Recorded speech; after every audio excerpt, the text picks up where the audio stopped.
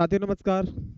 तो आज की इस वीडियो में हम लोग जो हाल फिलहाल में अपना एग्जाम चल रहा है RRB NTPC under graduate level 12th वालों का। तो कल की जो शिफ्ट हुई हुई थी 7 तारीख की, और उसका ओवरऑल जितनी भी शिफ्ट हुई है उनमें कुछ किस किस तरीके से क्वेश्चंस पूछे गए हैं, तो उन पर चर्चा करेंगे। और ये सभी क्वेश्चंस कल की जितनी भी शिफ्ट हुई है उनमें पूछे गए हैं। तो रिक्वेस्ट करेंगे कि आप लोग इन प्रश्नों को भली भांति प्रकार से लगाना और एक एक क्वेश्चन को बेहतरीन तरीके से समझना। और इसी तरीके से जो भी टॉपिक्स हैं, जो भी क्वेश्चंस नहीं आ रहे, उन टॉपिक्स को एक बार पढ़ना, उनसे रिलेटेड जितनी भी चीजें हैं एक बार कंठस्थ कर लीजिएगा, क्योंकि इसी तरीके के जो क्वेश्चंस है वो आपके एग्जाम्स में पूछे जा रहे हैं। ठीक है, चलिए शुरुआत करते हैं। पहला प्रश्न आप सभी के सामने। प्रश्न में क्या बोला गया है? 1916 दक्षिण अफ्रीका से वापस लौटने के पश्चात महात्मा गांधी फरवरी 1916 में किस विश्वविद्यालय के उद्घाटन के समय पहली बार जनता से रूबरू हुए थे? यानी जब अमेरिका से लौटे थे महात्मा गांधी 1916 में, तो सर जी वो कौन से विश्वविद्यालय के लिए रूबरू हुए थे सबसे पहले बार? तो इसका उत्तर है भाई, वो हो जाएगा option number C, Banaras. Banaras Hindu विश्वविद्यालय, बनारस हिंदू विश्वविद्यालय, यानी ऑप्शन इसका कौन सा सही हो जाएगा? सी विकल्प सही हो जाएगा। चलिए भाई, अगला प्रश्न आप सभी के सामने बताइए। दूसरा प्रश्न क्या बोला गया है? दूसरे प्रश्न में बोला है, भारत सरकार ने पहली बार अपने वक्तव्य में बजटीय आवंटन की लैंगिक संवेदनशीलता को कब शामिल किया गया था? तो बताइए सर, भारत सरकार ने पहली अपने वक्तव्य में बजटीय आवंटन की लैंगिक संवेदनशीलता को कब शामिल किया गया था? तो सन 2004 से 5, या 5 से 6, या 7 से 8, या 6 से 7? तो आपका उत्तर हो जाएगा भैया 5 से, सन 2005 से सन 2006। ऑप्शन नंबर कौन सा भाई? बी ऑप्शन आपका सही जवाब। बी ऑप्शन सही जवाब। चलिए तीसरा प्रश्न करिए। इस प्रश्न में बोला गया है कि सबसे पहले कैपिटल जी, जिसे क्या बोलते हैं? गुरुत्वाकर्षण स्थिरांक। जिसे क्या बोलते हैं? गुरुत्वाकर्षण स्थिरांक का मूल्य किस ने निर्धारित किया था? ठीक है, तो बताओ। Lord Cavendish, R R Hale, Boyle, या पाइटिक? बताइए सर, किसने? पाइटिंग। पाइटिंग होगा ये। ठीक है, तो आपका उत्तर हो जाएगा भाई लॉर्ड कैवेंडिश, यानी option number A. Option number कौन सा हो जाएगा? ए। मैं आपसे पूछ रहा हूँ स्मॉल जी, कैपिटल जी का मान कितना होता है? तो ये होता है 6.67 इंटू 10 की पावर कितना सर? -11। और मात्रक आप बताना। न्यूटन मीटर स्क्वायर बट्टे kilogram square. Newton metre square बट्टे में किलोग्राम स्क्वायर, ये सभी चीजें आपको पता होनी चाहिए। ठीक है ना? इसका उत्तर कौन सा हो जाएगा? लॉर्ड। लॉर्ड लॉर्ड मत लगाया करो, कैवेंडिश। कैवेंडिश, ठीक है। चलिए सर, अगला प्रश्न पूछा गया है आपके एग्जाम में, और प्रश्न में क्या बोला है? विश्व विश्व पृथ्वी दिवस कब मनाया जाता है? विश्व पृथ्वी दिवस कब मनाया जाता है? 18 सितंबर, 25 अगस्त, 22 अप्रैल, या फिर भाई 7 अप्रैल? तो भाई विश्व पृथ्वी दिवस कब मनाया था बताओ? तो ये हो जाएगा आपका 22 अप्रैल, यानी ऑप्शन कौन सा हो जाएगा? सी विकल्प आप लोगों का बिल्कुल सही जवाब हो जाएगा। ठीक है, चलिए आगे बढ़िए। आगे पूछ रहा है कि अजी, पद्मनाभ स्वामी मंदिर इनमें से किस शहर में स्थित है? पद्मनाभ स्वामी मंदिर इनमें से किस शहर में स्थित है? चेन्नई, मदुरई, मैसूर, या तिरुवनंतपुरम? आप बताइए, आपका उत्तर कौन सा हो जाएगा? आपका जो उत्तर अभी है कौन सा हो जाएगा? तिरुवनंतपुरम, यानी ऑप्शन नंबर आपका डी विकल्प सही हो जाएगा। तिरुवनंतपुरम। तिरुवनंतपुरम आपके इस प्रश्न का सही जवाब हो जाएगा। चलिए आगे बढ़िए सर, प्रश्न को देखिए। सभी प्रश्न आपके एग्जाम के पॉइंट ऑफ व्यू से बहुत ज्यादा महत्वपूर्ण है, बस आप इन सभी क्वेश्चंस को लगा लेना। संगम साहित्य क्या है? तो संगम साहित्य क्या है? तमिल भाषा का प्राचीन साहित्य, या संस्कृत नाटक, या हिंदी कविता, या प्राकृतिक कहानियां? तो आपका उत्तर हो जाएगा भैया इसका, आपका उत्तर हो जाएगा तमिल भाषा का प्राचीन साहित्य। तमिल भाषा का प्राचीन साहित्य, यानी ऑप्शन नंबर कौन सा हो जाएगा? ऑप्शन हो जाएगा ए विकल्प। आपका ऑप्शन कौन सा हो जाएगा? ए विकल्प। ठीक है, चलिए बढ़िया आगे। इस वाले प्रश्न में क्या बोल रहा है? 97वें संविधान संशोधन द्वारा नीति निर्देशक तत्वों में कौन सा आर्टिकल जोड़ा गया था? बताइए। जो 97वां संविधान संशोधन था उसमें नीति निर्देशक तत्व में से कौन सा आर्टिकल जोड़ा गया था? तो आर्टिकल 43 का बी। आर्टिकल 43 का बी, ऑप्शन कौन सा? ए। बढ़ो आगे। चलिए सर, अगला सवाल। कंप्यूटर सिस्टम में वर्चुअल मेमोरी में डिस्क का प्रयोग किस लिए किया जाता है? इंक्रीज रैम कैपेसिटी यानी रैम की क्षमता बढ़ाने के लिए, डेटा बैकअप के लिए, तेज इनपुट के लिए, सिस्टम सुरक्षा के लिए। तो आपका इस सवाल का जो उत्तर है वो सही हो जाएगा क्षमता बढ़ाने के लिए, यानी ऑप्शन नंबर कौन सा भाई, ए ऑप्शन, यानी रैम के लिए, रैम बढ़ाने के लिए। ठीक है, वर्चुअल मेमोरी की डिस्कवरी किसके लिए आता है, रैम बढ़ाने के लिए। अगला प्रश्न आप लोगों के सामने, बताओ इसका उत्तर क्या होगा। प्रश्न में बोला गया है कि पीएम सूर्य घर योजना, पीएम सूर्य घर योजना के तहत सभी सरकारी भवनों को 100% सौरकरण का लक्ष्य किस वर्ष तक का दिया गया है। तो वो दिया गया था भाई सन 2025, यानी ऑप्शन नंबर कौन सा हो जाएगा, ऑप्शन हो जाएगा ए विकल्प। ठीक है, चलिए। और आपको एक और बात बताऊं, आप सर जी योजनाओं से रिलेटेड आप सर जी अपना जितना भी कॉन्सेप्ट है वो एक बार पढ़ के जरूर जाना। जितनी पीएम की जो भी योजना है उनको जरूर पढ़ लेना, क्योंकि इनसे आपके एग्जाम्स में एक प्रश्न अवश्य बनना है, तो आप लोग इन चीजों को बिल्कुल छोड़ नहीं सकते। ठीक है, चलिए आगे बढ़िए। साबरमती नदी, आपको एक और बात बताऊं भाई, नदी टॉपिक जितना भी है, नदी टॉपिक जितना भी है, यानी हिमालय नदी कितना है और प्रायद्वीपीय नदियां जितनी भी है, उन सभी को भैया मैं तो ये बोलूंगा सभी नदियों को एक बार बिल्कुल गहन तरीके से आप उनका रिवीजन कर डालो, क्योंकि भाई नदियों से बहुत सारे क्वेश्चंस पूछे जा रहे हैं। नदियों से साबरमती नदी और ताप्ती नदी, गंडक नदी, सिंधु नदी, इन सभी नदियों के बारे में आप सर जी पढ़ डालो। हिमालय से रिलेटेड जितनी भी नदियां उनको पढ़ डालीजिएगा, और प्रायद्वीपीय भारत से जितनी भी नदियां हैं, पेनिनसुलर इंडिया से जितनी भी नदियां हैं, उन सभी को पढ़ डालिएगा। ठीक है, नदियों से बहुत बार क्वेश्चंस पूछा जा रहा है, नदी टोटली टॉपिक आपका पढ़ा होना चाहिए। साबरमती नदी कहाँ से निकलती है, साबरमती नदी कहाँ से निकलती है ये बताइए। तो अरावली पहाड़ियों से निकलती है, अरावली पहाड़ियां यानी राजस्थान से। आपका इस वाले प्रश्न का उत्तर हो जाएगा ए विकल्प। ठीक है, समझ में आया हो तो थम्स अप करिए। अगला प्रश्न देखिएगा, चंद्रगुप्त मौर्य के बाद गद्दी पर कौन बैठा भाई, चंद्रगुप्त मौर्य के बाद गद्दी पर कौन बैठा। तो चंद्रगुप्त मौर्य के बाद उसके पुत्र, उसका पुत्र क्या था, बिंदुसार, बिंदुसार। ऑप्शन नंबर कौन सा हो जाएगा, ए विकल्प। चंद्रगुप्त मौर्य के बाद उसका पुत्र था बिंदुसार, वो गद्दी पर बैठा। चलिए अगला प्रश्न आपके सामने, प्रश्न बोला गया है कि दीवान ए बंदगान की स्थापना किसने की। तो फिरोज शाह तुगलक ने, अलाउद्दीन खिलजी ने, बलबन ने, या कुतुबुद्दीन ऐबक ने।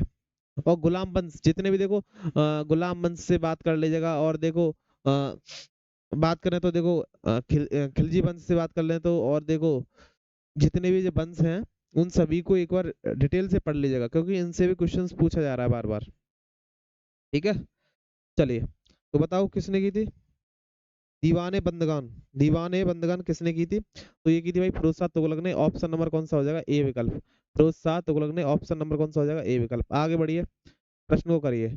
38वें नेशनल गेम्स कहाँ पर आयोजित हुए, 38वें नेशनल गेम्स कहाँ पर आयोजित हुए, 38वें नेशनल गेम्स कहाँ पर आयोजित हुए। देहरादून, पुणे, हैदराबाद या भोपाल, बताओ कहाँ पर आयोजित हुए, बताओ जल्दी फटाफट। तो आपका उत्तर हो जाएगा भाई देहरादून में हुए थे, यानी कि उत्तराखंड। ऑप्शन नंबर कौन सा, ए। 38वें नेशनल गेम्स कहाँ पर आयोजित हुए, वो हुए भैया देहरादून उत्तराखंड में। ठीक है, चलो तो अगला प्रश्न करिएगा। प्रश्न है, वेटिंग फॉर ए वीजा किसकी आत्मकथा है, वेटिंग फॉर ए वीजा किसकी आत्मकथा है, बताओ इसका उत्तर क्या होगा। वेटिंग फॉर ए वीजा किसकी आत्मकथा है। तो आप लोग बोलोगे सर जी ये तो डॉक्टर भीमराव अम्बेडकर की, यानी ऑप्शन नंबर कौन सा हो जाएगा, ए विकल्प। ठीक है, चलो आगे बढ़िए। अगला प्रश्न, राजा राम मोहन राय द्वारा किस बंगाली अखबार की स्थापना करने के साथ उसका संपादन भी किया, यानी राजा राम मोहन राय ने ऐसा कौन सा अखबार था जिसकी स्थापना भी की और उसका संपादन भी किया। ठीक है, तो केसरी, संवाद कौमुदी या कौमुदी, मराठा या युगांतर, तो बताओ उत्तर क्या हो जाएगा। तो आप बोलोगे संवाद कौमुदी, यानी कि ऑप्शन नंबर कौन सा आ जाएगा, बी। अच्छा बढ़िए, आगे तो अगला प्रश्न करिए। अगले प्रश्न में बोल रहा है, निम्नलिखित में से किस राजा को औरंगजेब ने छत्रपति शिवाजी महाराज के विरुद्ध युद्ध के लिए भेजा था, यानी ऐसा कौन सा राजा था ऐसा कौन सा राजा था किस राजा को औरंगजेब ने, जिसने किसने औरंगजेब ने छत्रपति शिवाजी महाराज के विरुद्ध युद्ध के लिए भेजा था, युद्ध के लिए भेजा था। बहादुर शाह जफर, आदिल शाह, मान सिंह या जय सिंह, बताओ कौन सा। वो था भाई जय सिंह। ऑप्शन कौन सा हो जाएगा भाई, डी विकल्प, ऑप्शन डी विकल्प। बढ़ो आगे, प्रश्न को पढ़िए। बौद्ध के पुनर्जन्म की कथा किस ग्रंथ में मिलती है, बौद्ध के पुनर्जन्म की कथा किस ग्रंथ में मिलती है। तो वो मिलती है भाई जातक कथाओं, यानी ऑप्शन नंबर कौन सा हो जाएगा, ए विकल्प। ऑप्शन कौन सा हो जाएगा? ए विकल्प। आगे बढ़िए, प्रश्न में क्या बोला है? ऑपरेटिंग सिस्टम का मुख्य कार्य क्या है? हार्डवेयर और सॉफ्टवेयर संसाधनों का प्रबंधन, डेटा स्टोरेज, केवल नेटवर्किंग या डेटाबेस निर्माण? बताओ क्या होगा? तो इसका मतलब होगा हार्डवेयर और सॉफ्टवेयर संसाधनों का प्रबंधन, यानी ऑप्शन नंबर कौन सा? ए विकल्प, ऑप्शन ए। आगे बढ़िए, अगले प्रश्न में क्या बोला है? अखिल भारतीय ट्रेड यूनियन कांग्रेस के पहले अध्यक्ष पहले अध्यक्ष कौन थे? अखिल भारतीय ट्रेड यूनियन के पहले अध्यक्ष कौन थे? लाला लाजपत राय, महात्मा गांधी, बाल गंगाधर तिलक या जवाहरलाल नेहरू? आपका उत्तर कौन सा हो जाएगा बताओ? आपका उत्तर हो जाएगा भाई लाला लाजपत राय, यानी ऑप्शन नंबर कौन सा? ए। ऑप्शन कौन सा? ए। आगे बढ़ो, अगला प्रश्न देखिएगा। विश्व जल दिवस कब मनाया जाता है? विश्व जल दिवस अभी आया था, पृथ्वी दिवस 22 अप्रैल। विश्व जल दिवस 2025 की थीम क्या थी? तो हिमालय संरक्षण, सभी के लिए जल, या स्वच्छ जल हमारा संसार है, जल का महत्व? बताओ 2025 की थीम क्या थी? तो इसकी थी हिमालय हिमालय संरक्षण।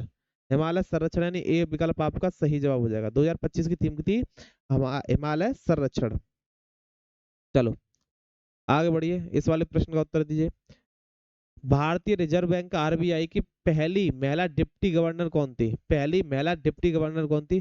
पूनम गुप्ता, श्यामलाल गोपीनाथ, या केजे उदेसी, या अरुंधति भट्टाचार्य? तो आपका उत्तर हो जाएगा सी विकल्प, यानी केजे उदेसी, यानी ऑप्शन नंबर कौन सा? सी विकल्प। ऑप्शन कौन सा? सी विकल्प। बढ़िया, आगे प्रश्न बोला है अलकनंदा नदी का स्रोत कौन से हिमनद से हुआ? अलकनंदा, अलकनंदा का, अलकनंदा का पूछ रहा है सर। तो अलकनंदा का वह सतोपत ग्लेशियर, गंगोत्री से भाई गंगा का हुआ, ये तो हो नहीं सकता। जेमू से नहीं हुआ, सियाचिन से नहीं हुआ। ऑप्शन कौन सा हो जाएगा? ए विकल्प। मैंने आपसे बोला था नदी टॉपिक पढ़कर जाना, पढ़ के जाना होगा।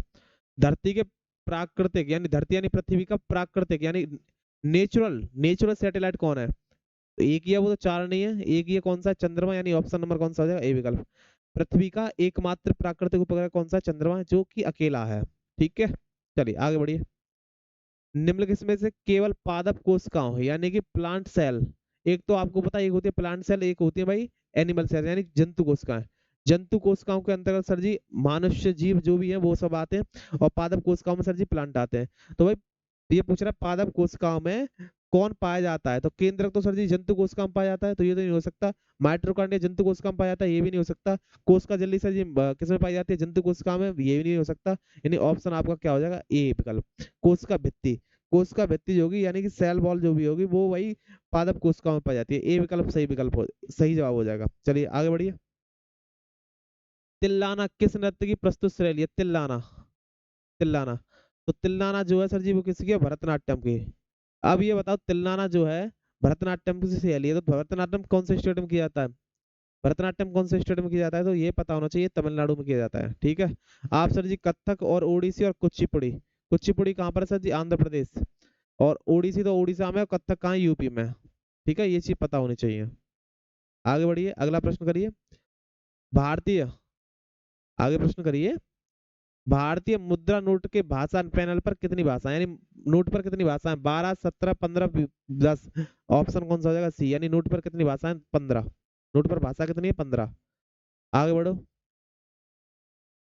भाप आशवन की तकनीक का उपयोग करके किस प्रकार के पदार्थों को अलग किया जाता है? भाप का जो भी आशवन किया जाता है, तो किस प्रकार के पदार्थों को अलग किया जाता है? मोटे या दानेदार पदार्थों को, अनेक इलेक्ट्रॉन वाले पदार्थ, या रंगीन पदार्थ, या भाप वाष्पशील पदार्थ? तो आपका उत्तर हो जाएगा भाई डी विकल्प, यानी भाप वाष्पशील पदार्थ, यानी ऑप्शन नंबर कौन सा? डी विकल्प। आगे बढ़ो, चलिए।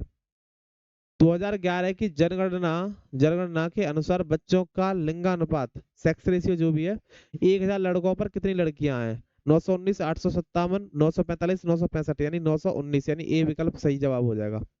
ठीक है, चलिए ये सभी क्वेश्चंस भाई पूछे गए हैं, इसीलिए मैं आपको बता रहा हूँ। हाल ही में भारत के किस राज्य में राष्ट्रपति शासन लगाया गया है? राष्ट्रपति शासन सर जी मणिपुर में लगाया गया है, मणिपुर में, यानी ए ऑप्शन आपका सही जवाब है, मणिपुर में लगाया गया है। ठीक है, फटाफट करिए, टाइम कम है और काम ज्यादा है। किस टीम 2025 में महिला प्रीमियर लीग मुंबई इंडियंस, ये तो मैंने आपको उस दिन बताया था, ए विकल्प हो जाएगा। पुरुष टीम में आपका क्या हो जाएगा? आरसीबी हो जाएगा। ठीक है, चलिए एक हॉर्स पावर में कितने वाट होते हैं आप सभी को पता है, 746 वाट होती है। ये विकल्प सही हो जाएगा। ये सभी क्वेश्चंस पूछे गए भाई कल की शिफ्टों में। तो सबसे पुराना वेद कौन सा है सबको पता है, चार वेद होते हैं, ऋग्वेद, सामवेद, यजुर्वेद और अर्थवेद, अथर्ववेद। तो सबसे पुराना भाई अथर्ववेद, और सबसे नया कौन सा बताओ, अथर्ववेद। सबसे पुराना ऋग्वेद। ये ऑप्शन आपका सही जवाब हो जाएगा। चलिए आगे बढ़िए, प्रश्न बोला गया है भारतीय संविधान का आर्टिकल 40, आर्टिकल 40 किसको दर्शाता है, आर्टिकल 40, आर्टिकल 40, 40। तो भाई ग्राम पंचायत को, बिल्कुल सर, ग्राम पंचायत को कौन सा आर्टिकल दर्शाता है, आर्टिकल 40, आर्टिकल 40 किसको दर्शाता है, ग्राम पंचायतों को, ठीक है।